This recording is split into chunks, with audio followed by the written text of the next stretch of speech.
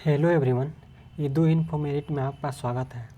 मैंने थर्मोडायनेमिक्स के first lecture को डिस्कस कर चुका हूँ। आज के इस वीडियो लेक्चर में हम थर्मोडायनेमिक्स के सेकेंड लेक्चर को डिस्कस करेंगे। तो चलिए वीडियो को शुरू करते हैं। अगर आप थर्मोडायनेमिक्स के फर्स्ट लेक्चर को नहीं देखें हैं तो प्लीज़ मेरे चैनल को विजिट करके उस वीडियो को ज़रूर देखें। और सॉम और मैकेनिक्स को पूरी तरह से डिस्कस कर चुका हूँ, उसको भी जाकर देख लें। चलिए शुरू करते हैं। देखिए बोला गया है, the heating of a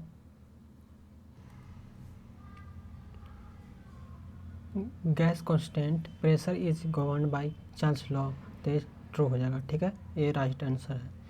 A process in which the gas is heated और expanded in such a way that product of its pressure and volume remains constant is called isothermal process. तो ये गलत हो जाएगा, ठीक है, यानी बी इसका राइट आंसर है।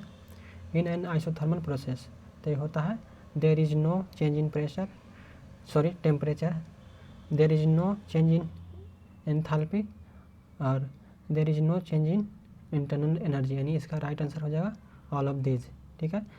An isothermal process is governed by, तो ये बॉयल्स लॉ इसका होगा। The expansion ratio gamma expansion ratio R is the ratio of, तो होता है V2/V1, तो इसका बी राइट हो जाएगा। चलिए आगे देखते हैं। The A pressure in which the working substance neither receives nor gives but heat to its surrounding during its expansion or compression is called, तो हो जाएगा adiabatic process। चलिए आगे देखते हैं। Work done during adiabatic expansion is given by, तो होता है, ये भी होता है P1V1 minus P2 V2 by gamma minus 1 AMR into T1 minus T2 बटा गामा माइनस 1 और MRT1 by gamma minus 1 into 1 minus V2 बटा P1V1, यानी इसका राइट आंसर हो जाएगा ऑल ऑफ दीज। चलिए आगे देखते हैं। The general law for the expansion और कंप्रेशन ऑफ गैस इज, तो होता है PV के power n is equal to constant, यानी सी इसका राइट हो जाएगा। चलिए आगे देखते हैं। व्हेन द एक्सपेंशन और compression takes place according to the law PV के power n is equal to constant the process is known as, तो इसको क्या बोलते हैं, पॉलीट्रोपिक प्रोसेस बोलते हैं, ठीक है। देखिए आगे, an adiabatic process is one in which, तो इसका राइट हो जाएगा D all of the above. चलिए आगे देखते हैं।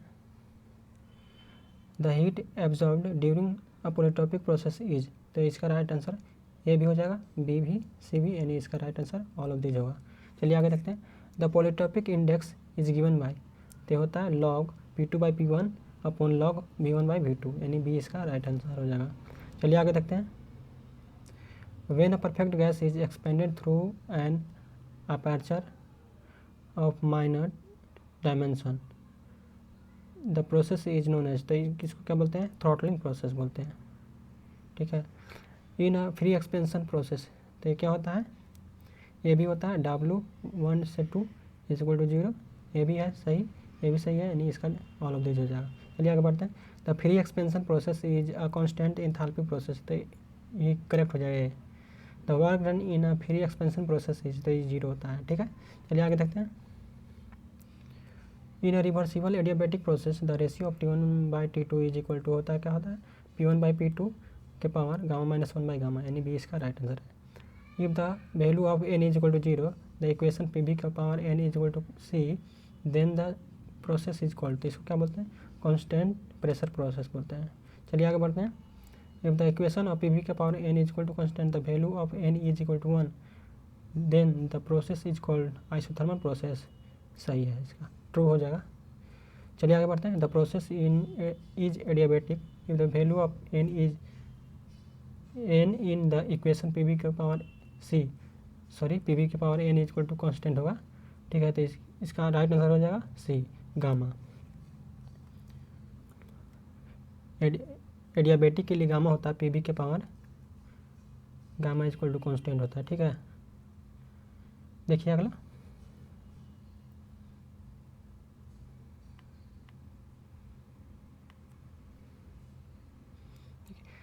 इफ द इक्वेशन PV के power n is equal to C the value of n is equal to कहिए इनफाइनाइट है, ठीक है, then the process is called, तो इसको क्या बोलेंगे, कांस्टेंट वॉल्यूम प्रोसेस। चलिए आगे बढ़ते हैं। देखिए फ्रेंड्स, कुछ हमको बोलने में गलत बोला जाता है तो उसके लिए सॉरी, क्या कि जल्दी जल्दी में थोड़ा हो जाता है, ठीक है, तो उसको आप निगलेक्ट करिएगा, ठीक है। चलिए आगे देखते हैं। The general law of expansion और compression is P power N is equal to C. The process is said to be polytropic if N is equal to, तो हो जाएगा 1, यानी बी इसका राइट आंसर हो जाएगा। चलिए आगे बढ़ते हैं। और देखिए फ्रेंड्स, ये बेसिक थर्मोडायनेमिक का ये लास्ट लेक्चर होगा, यानी इसको हम पूरे 2 ही लेक्चर में कवर कर लिए हैं। इससे बाहर कोई क्वेश्चन नहीं आएगा यहाँ से अगर पूछा जाएगा तो, और ये कन्फर्म है कि यहाँ से पूछा ही जाएगा, ठीक है। चलिए आगे बढ़ते हैं।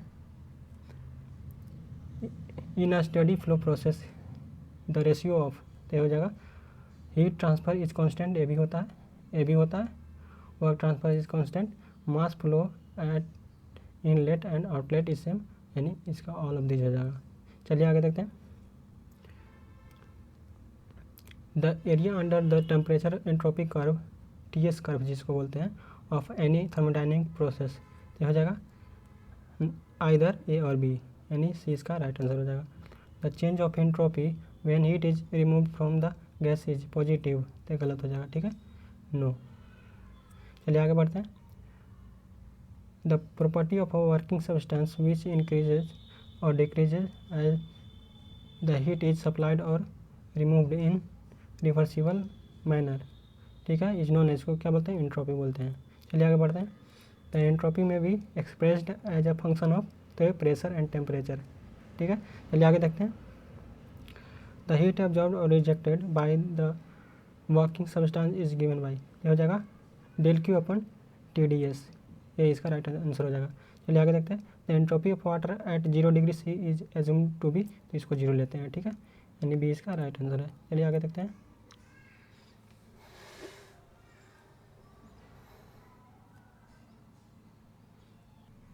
देखिए यहाँ पर बोला गया है the increase in entropy of a system represents, तो क्या रिप्रेजेंट करता है, डिग्रेडेशन ऑफ एनर्जी, यानी डी इसका राइट आंसर है। The change of entropy when heat is absorbed by the gas is, तो हो जाएगा पॉजिटिव। चलिए आगे बढ़िए। The entropy is a point function and thus it is a property of the same, तो ये करेक्ट हो जाएगा इसका। चलिए आगे।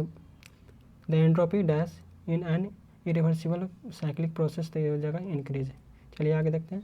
The condition of a reversible cyclic process तो होता है cyclic integral del Q upon T is equal to 0, यानी इसका राइट आंसर हो जाएगा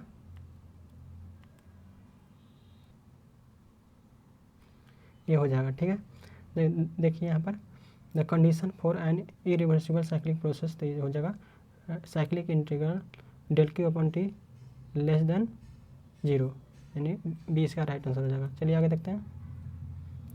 if cyclic integral del Q upon T greater than 0 then the cyclic process is, तो हो जाएगा impossible.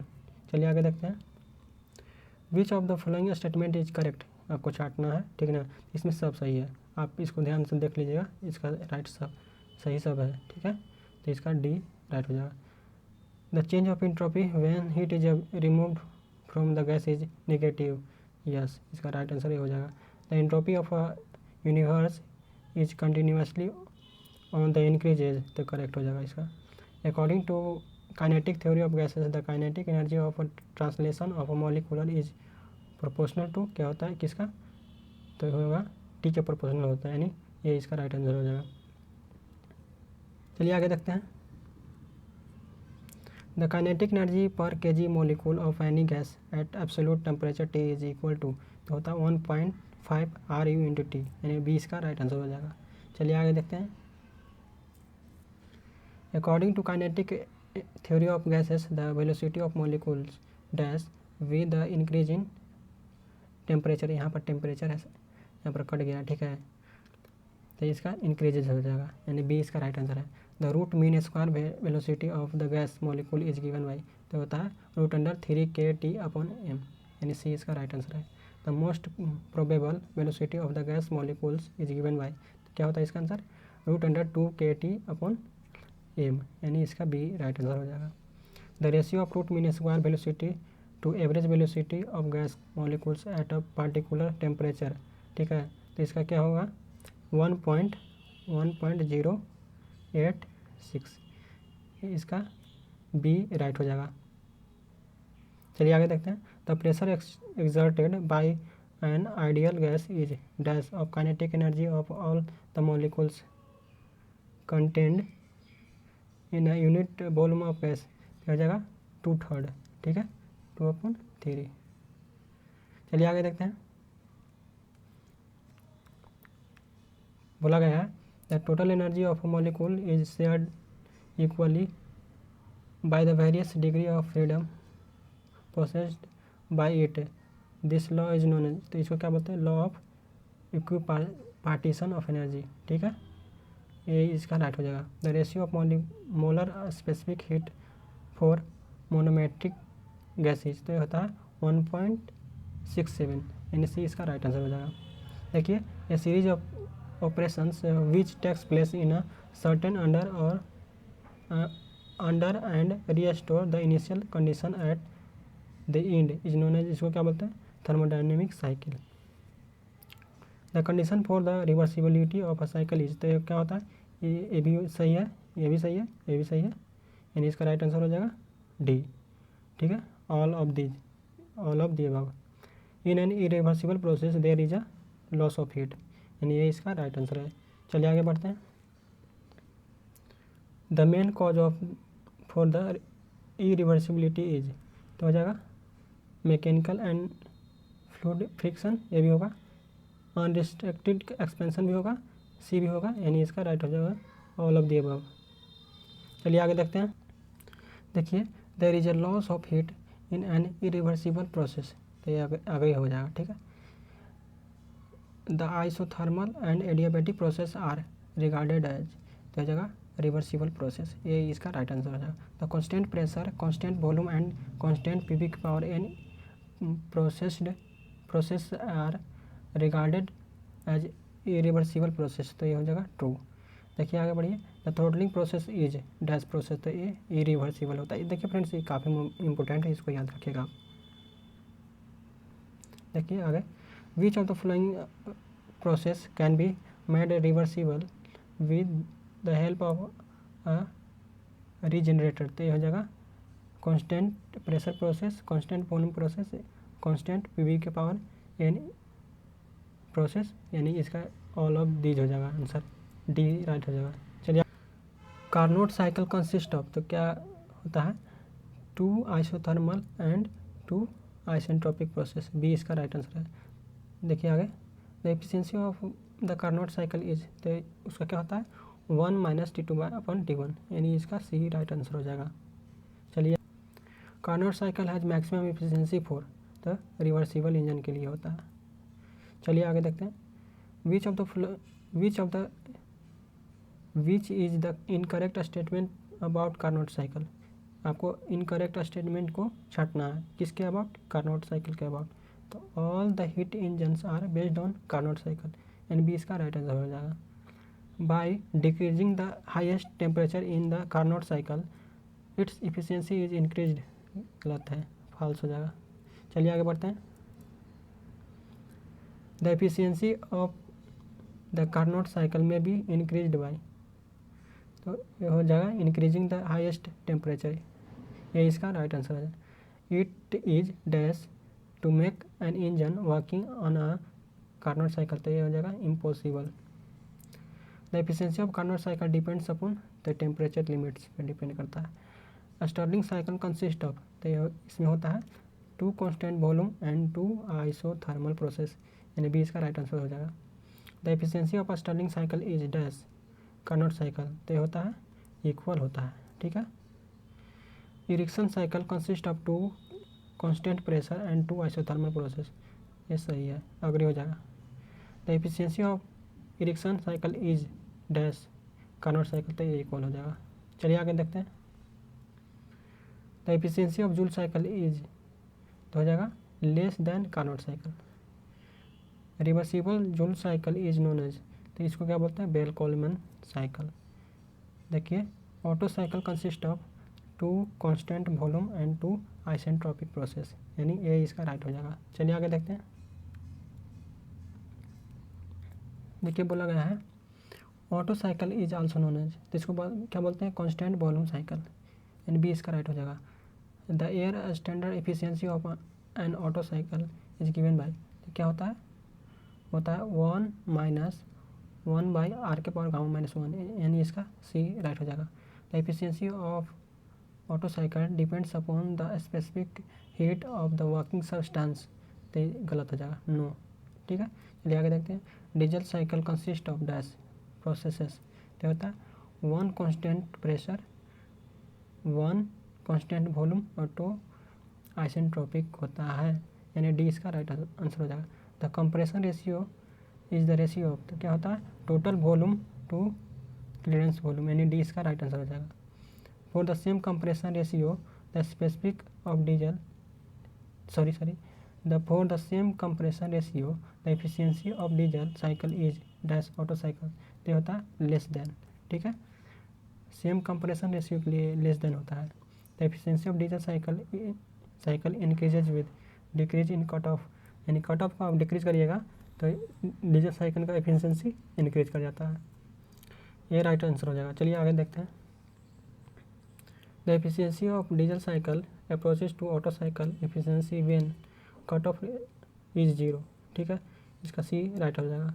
Auto cycle efficiency is higher than diesel cycle efficiency for the same compression ratio and heat input because in Otto cycle, तो हो जाएगा heat rejection is lower, यानी D इसका right answer हो जाएगा। The compression ratio for petrol engine is, तो हो जाएगा 5 to 8 होता है, बी इसका राइट आंसर हो जाएगा।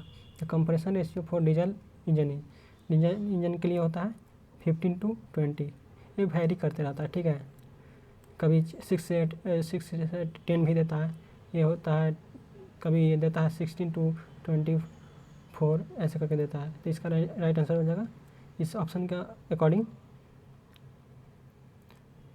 15 to 20। चलिए आगे देखते हैं। During which of the following process does heat rejection takes place in Carnot cycle, तो हो जाएगा isothermal compression.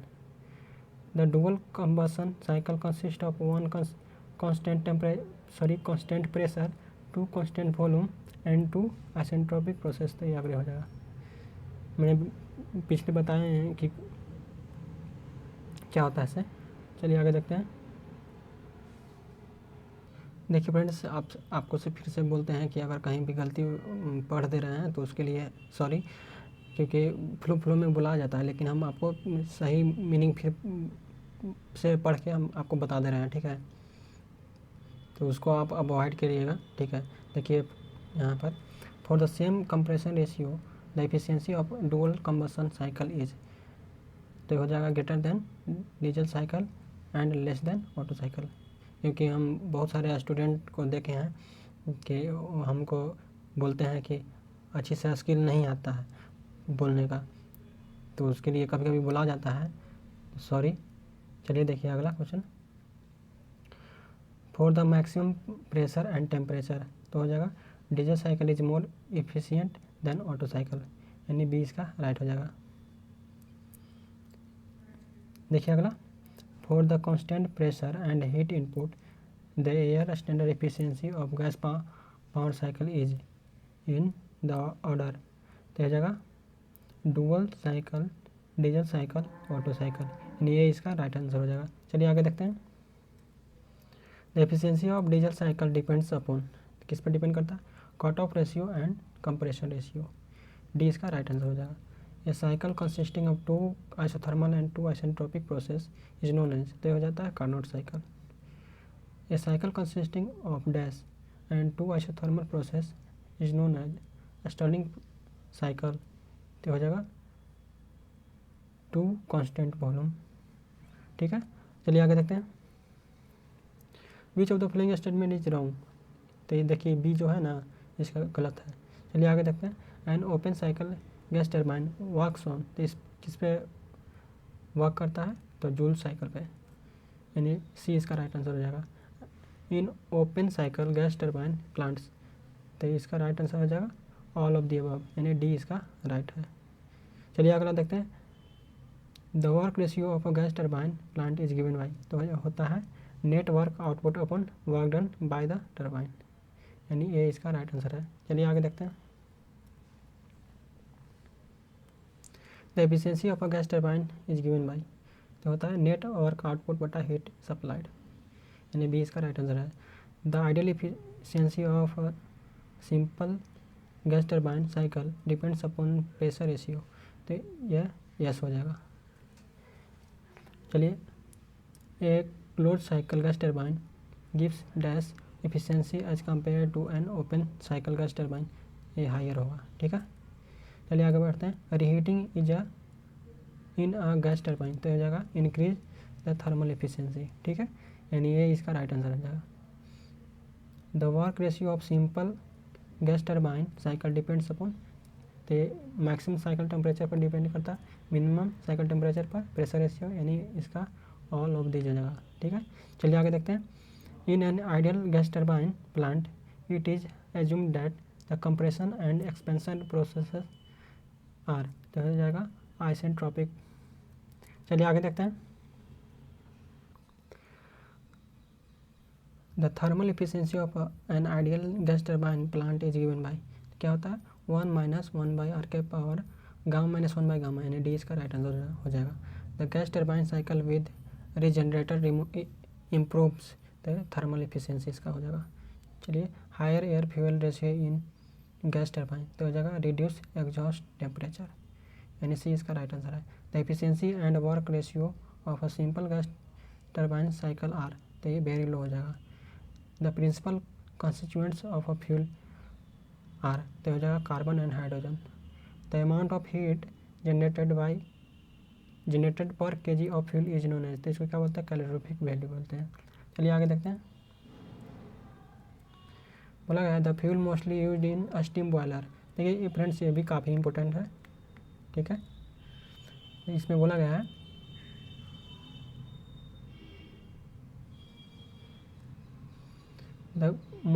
The fuel mostly used in steam boiler, तो क्या होता है नो कॉकिंग बिटुमिनस कोल, यानी डी इसका राइट आंसर हो जाएगा। देखिए, the natural solid fuel is, तो यह था वुड। चलिए, विच of the following has the highest calorific value, highest calorific value किसका होता है, तो एंथ्रासाइटिक कोल का होता है, यानी डी इसका राइट आंसर हो जाएगा। The fuel mostly used in cement industry and in metallurgical processes, तो पल्वराइज्ड कोल यूज होता है। ठीक है, तो इसका राइट आंसर सी हो जाएगा। The fuel mostly used in a blast furnace for extracting pig iron from iron ore is, हो जाएगा हार्ड कोक। ठीक है, चलिए आगे बढ़ते हैं। When coal is strongly heated continuously for 42 to 48 hour in the absence of air in a closed vessel, the process known as, तो इसको क्या बोलते हैं कार्बोनाइजेशन बोलते हैं, यानी 20 का राइट आंसर हो जाएगा। देखिए, the dash is obtained when carbonisation of coal is carried out at 500 to 700 degree C, तो ये सॉफ्ट कोक हुआ। The hard coke is obtained when carbonisation of coal is carried out at, तो हो जाएगा 900 to 1100 degree C, यानी D इसका right answer हो जाएगा। देखिए, यहाँ पर बोला गया the carbonisation of coal consist of, तो हो जाएगा इसका none of the above. Steam coal is a, ये क्या होता है नॉन कॉकिंग बिटुमिनस कोल, यानी डी इसका राइट आंसर हो जाएगा। The ultimate analysis of coal consist of the determination of the percentage of, तो हो जाएगा carbon, hydrogen and nitrogen, sulphur and ash, यानी इसका आंसर हो जाएगा ऑल ऑफ दीज। चलिए आगे बढ़ते हैं। A process of heating crude oil to a high temperature under a very high pressure to increase the yield of lighter distance distillates is known as, फिर से आपको पढ़ के बताते हैं।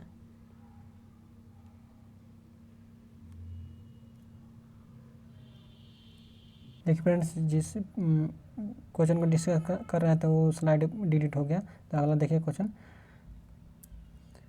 Procedure gas is only obtained by, तो होता है partial combustion of coal, coke, anthracite coal और charcoal in a mixture air steam blast, ठीक है, तो इसका राइट आंसर ये हो जाएगा। Water gas is obtained by passing air and a large amount of steam over waste coal at about 650 degree C, तो ये रॉन्ग हो जाएगा, ठीक है। देखिए बोला गया Mond gas is obtained by, तो होता है passing air and a large amount of steam over waste coal at about 650 degree C, तो इसका डी आंसर सही हो जाएगा। Coke oven gas is obtained by burning coke in an oven, तो ये डिसएग्री हो जाएगा। चलिए आगे देखते हैं, ये इंपॉर्टेंट नहीं है। Which of the following gas is mostly used in town for street and domestic lighting and heating, तो ये होता है कोल गैस, ठीक है। चलिए आगे देखते हैं। A good fuel should have dash ignition point, इसका लो होता है।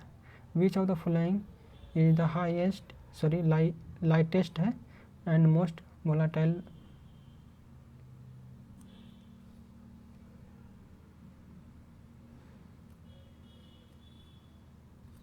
लिक्विड फ्यूल, तो इसका क्या हो जाएगा गैसोलीन। चलिए आगे देखते हैं। The oxygen atom is dash times heavier than the hydrogen atoms, तो ये होता है, इसका होता है 16, ठीक है, यानी डी इसका राइट आंसर हो जाएगा। चलिए आगे देखते हैं। 1 molecule of oxygen consist of, तो 2 होता है atom of oxygen. 1 molecule of oxygen में 2 एटम ऑफ ऑक्सीजन होता है, यानी ये इसका राइट आंसर हो जाएगा। 1 molecule of oxygen is dash times heavier than the hydrogen atoms, तो 32 हो जाएगा। देखिए 1 kg of carbon require 8/3 kg of oxygen for its complete combustion and produces 11/3 kg of carbon dioxide है गैस, तो agree हो जाएगा। 1 kg of carbon require 4/3 kg of oxygen and produces dash kg of carbon monoxide है gas, तो हो जाएगा 7/3, ठीक है।